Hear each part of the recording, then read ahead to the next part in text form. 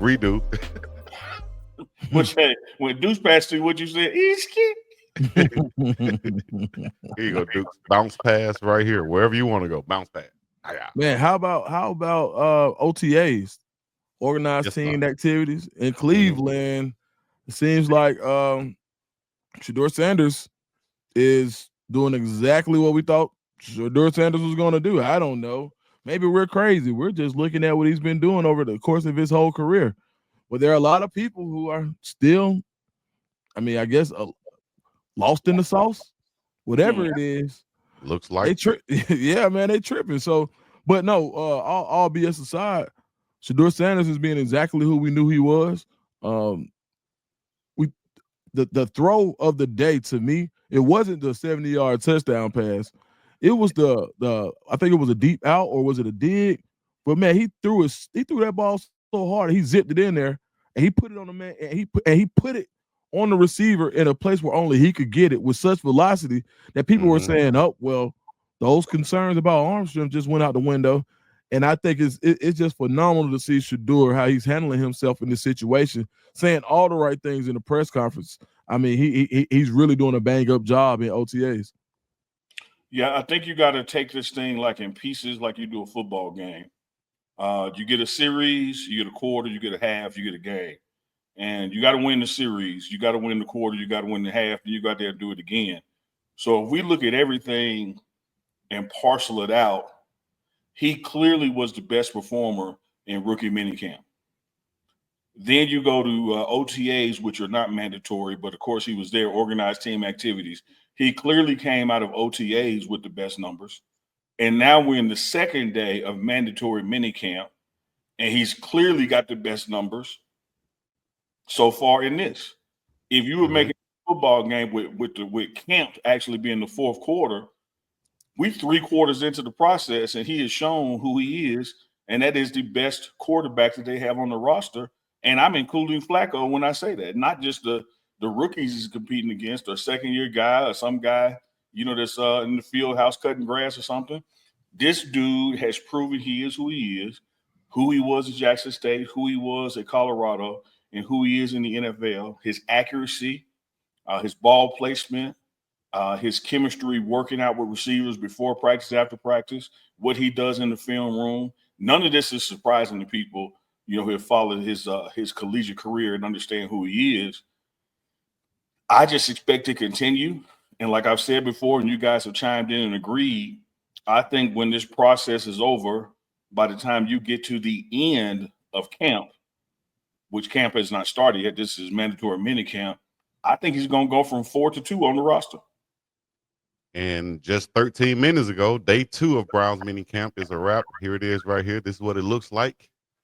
We just pulled up the one from yesterday. Here's from today. Shedeur Sanders, Shedeuring once again. 8 of 9, 1 TD. What do y'all think about these numbers that just came in? I'll tell you what I love about it. He only got 9 reps instead of getting 16. And he got almost the amount of completions that the guy who had 16 reps. That's what I'm talking about. And he got he got one more completion than Flacco, who's the one got reps. Damn. Yep. So I love that 8 and 9 with 1 TD versus 6 of 11 or others. So again, who is proving that they are the best QB on this roster? Because when you give him 7 throws, look what he does. When you give him 15 throws, look what he does.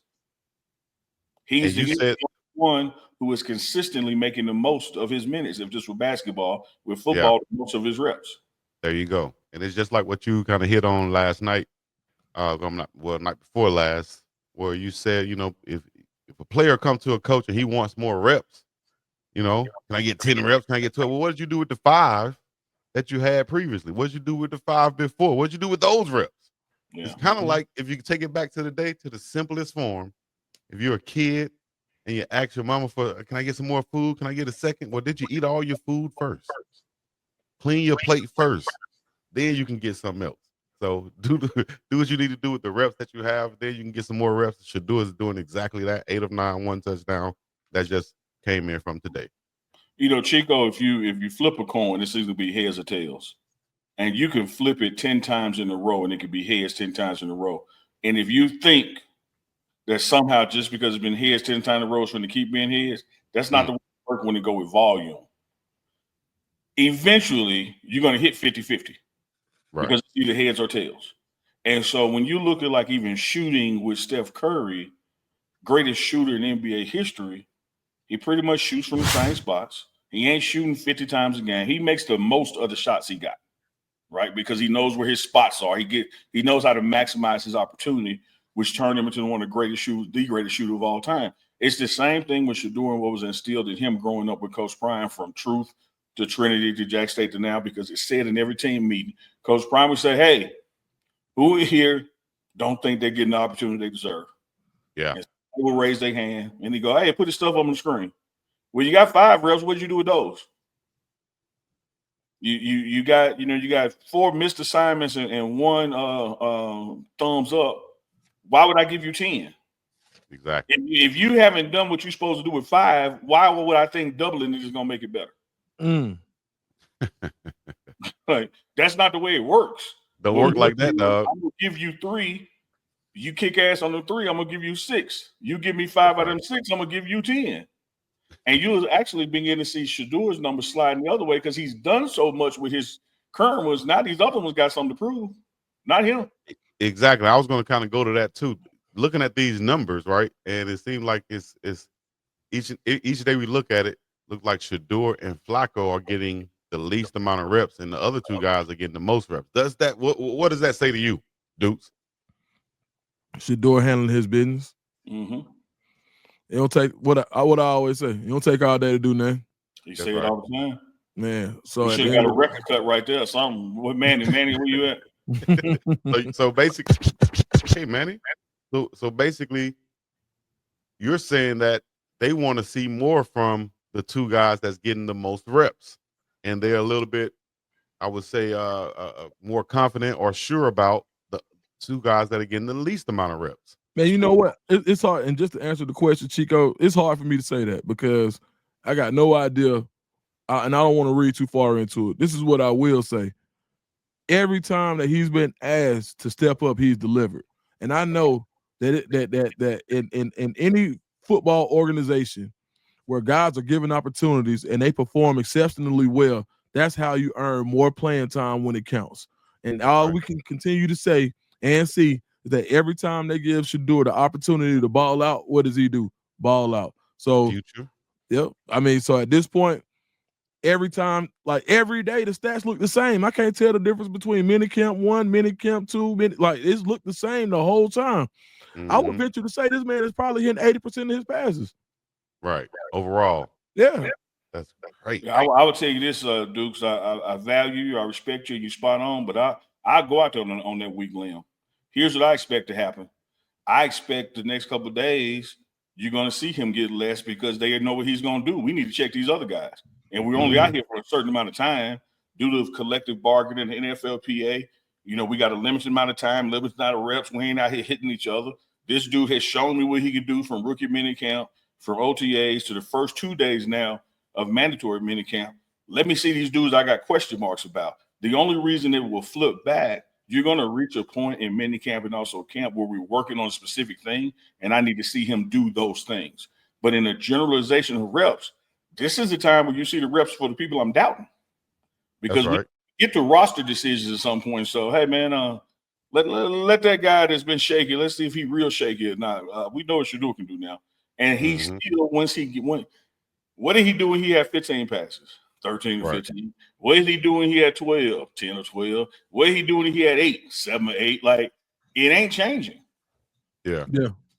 Let me say this. And when you're going team drills, or more than likely when you're going 7-on-7 drills, the coaches get together and they're going to say, okay, this is going to be this guy's rep.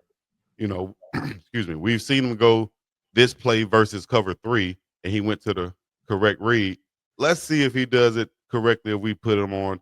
Basically, what I'm saying is it's scripted to see what they're going to do and to see what they can get out of this player. And it seems like if Shedeur is going 80%, he's probably passed all or most of those tests.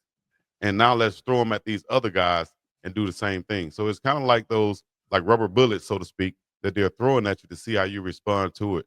and it looks like Shedeur has been passing those tests because it starts up here. You got to know where to go with the ball, where to how to manipulate, if I can get it out, the safeties by looking off them and going back the other way. We've seen Shedeur Sanders do that time and time again, like second nature. And scripted just ain't on the offensive side of the ball. Yeah. It's scripted on the defensive side. And there's a collaborative effort, from the defense and offense to say, hey, DC, send a couple of blitzes today. I need to see something. Hey, line up in a formation and then pre-snap change it for them. I need to see something. This is all to get the team better. And so it's collaborative, it's communicative, and it's, like you said, Chico, it's scripted to see how people respond in different situations. But one thing we don't know the situations that they've been dialing up, but we see the number. We see 8 or 9. We see 10 or 12. We see 0 interceptions and 4 touchdowns. We've been seeing that kind of stuff, again, since rookie minicamp to OTAs to now mandatory minicamp. Why would I think it wouldn't continue when training camp gets here in July? No, it's going to continue because the man is focused. He knows not to, to keep the distractions out. He knows how to keep the distractions outside. He made this quote right here. When it's time for me to play, it's time for me to play. But I'm not looking too far into the future. I'm focused on the small things. And over time, the big things will happen.